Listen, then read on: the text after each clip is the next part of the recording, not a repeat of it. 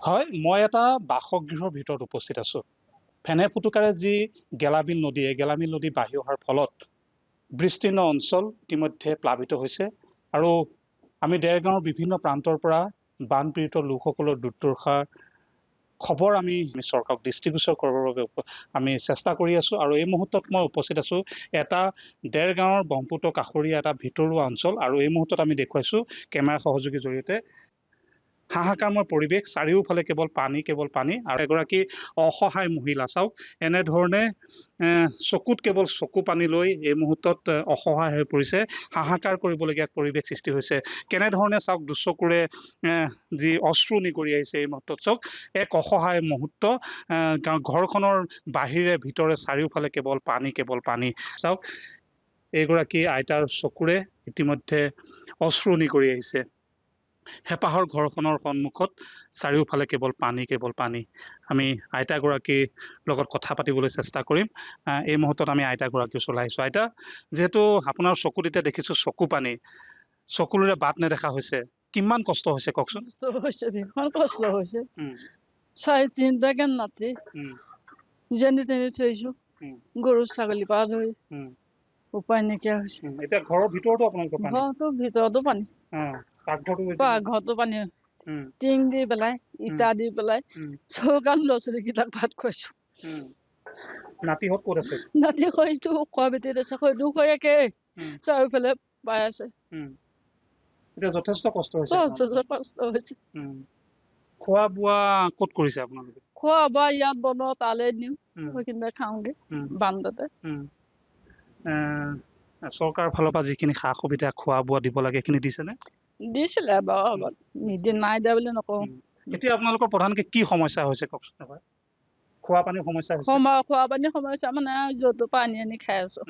আৰু আপোনালোকৰ যিসমূহ গোধন আছিলে, ছাগলী গৰু এইবিলাক খোৱা বোৱা কেনেকে কৰিছে? খোৱা বোৱা গৰু দানা চানাবোৰ পাত ফুটা দিয়া দি খুৱাইছো আৰু কষ্ট ভীষণ হৈছে। হয়, নিশ্চিতভাৱে এই মুহূৰ্তত আমি দেখুৱাইছোঁ ঘৰৰ এইখন এখন তাঁতৰ শাল চাওক, এই তাঁতৰ শালখন এনেধৰণে পানীত বুৰ যাওঁ। এইসমূহ বিভিন্ন কাপোৰ বৈ এই লোকসকলে পৰিয়াল পোহপাল দি আহিছে আৰু হঠাৎ অহা যি পানী, এই পানীয়ে কিন্তু এই সপোনৰ সকলো নষ্ট কৰি পেলালে আৰু এই মুহূৰ্তত আমি এই দৃশ্য দেখুৱাইছোঁ আৰু আমি এককাল পৰ্যন্ত পানীৰ সন্মুখৰ এই যি চোতালত আৰু তাৰ সমান্তৰালভাৱে আমি এটা দৃশ্য দেখুৱাম। এইটো এটা হৈছে নামঘৰ। এই গৃহস্থৰ ঘৰৰ সন্মুখতে এটা ধৰ্মীয় অনুষ্ঠান নামঘৰ। এই নামঘৰটো ইতিমধ্যে পানীত বুৰ যাওঁ। এই মুহূৰ্তত আমি দেখুৱাইছোঁ এই যি দেৰগাঁৱৰ বিস্তীৰ্ণ অঞ্চল বালিদোৱা অঞ্চলৰ এটি পৰিৱেশ। আমি এগৰাকী স্থানীয় লোক আছে, মই দাদাৰ লগত কথা পাতিবলৈ চেষ্টা কৰিম। দাদা, দেখিছোঁ যে আপোনালোকৰ এই বৃহত্ত অঞ্চলটোত প্ৰায় 200 ঘৰতকৈ অধিক পৰিয়ালৰ বাসগৃহত পানী আৰু তাৰ সমান্তৰালভাৱে নামঘৰটো পানী সোমাইছে। এই নামঘৰটো কেতিয়া পানী সোমালে?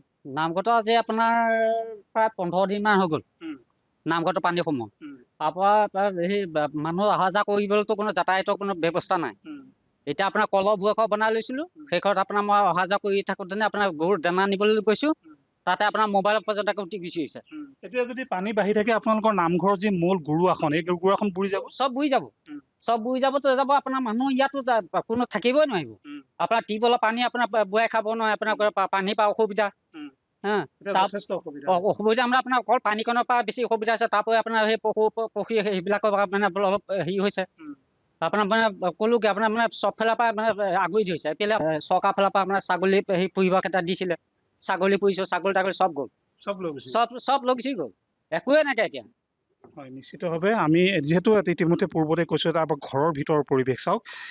এইটো এটা আমি কেমেৰা সহযোগীৰ জৰিয়তে দেখুৱাব চেষ্টা কৰিছোঁ। এয়া হৈছে ঘৰৰ ভিতৰৰ পৰিৱেশ। ঘৰৰ যি বেৰসমূহ ইতিমধ্যে ভাগিবলৈ আৰম্ভ কৰিছে। চাইকেল এনেধৰণে বেৰত ওলোমাই ৰক্ষা কৰিবলগীয়া পৰিৱেশ সৃষ্টি হৈছে। চাৰিওফালে কেৱল কান্দোনৰ ৰোল উঠিছে আৰু যথেষ্ট সমস্যাৰ সন্মুখীন হৈছে এইসকল লোক আৰু এই পৰিয়ালটোৰ এইগৰাকী আইতাই ইতিমধ্যে চকুৰে যি বাট নেদেখাৰ এক পৰিৱেশ সৃষ্টি হৈছে। ঘৰৰ কণ শিশুসকলক সুৰক্ষিত স্থানত, ওখ স্থানত ৰাখিবলগীয়া এক পৰিৱেশ সৃষ্টি হৈছে। এক অভাৱনীয় পৰিৱেশ, এক অভাৱনীয় পৰিৱেশ বুলি ক'ব লাগিব দেৰগাঁৱৰ বিভিন্ন প্ৰান্তত। আৰু এনেধৰণে ক'ব লাগিব যে আজি প্ৰতিটো মুহূৰ্তত আমি দেৰগাঁৱৰ এই যি বান বিধ্বস্ত অঞ্চলৰ কৰুণ দৃশ্য আমি দেখুৱাৰ বাবে চেষ্টা কৰিছোঁ। আৰু এনেধৰণে হঠাৎ অহা যি ফেনে ফুটুকাৰে বাঢ়ি অহা গেলাবিল নদী বাঢ়ি অহাৰ ফলত নামঘৰ, মন্দিৰ, ঘৰ, স্কুল, আজি বিভিন্ন ধৰ্মীয় অনুষ্ঠান, তাৰ সমান্তৰালভাৱে ৰাজহুৱা অনুষ্ঠান প্ৰতিষ্ঠানসমূহ ইতিমধ্যে পানীত বুৰ গৈছে আৰু অসহায় হৈ পৰিছে এইসকল লোক।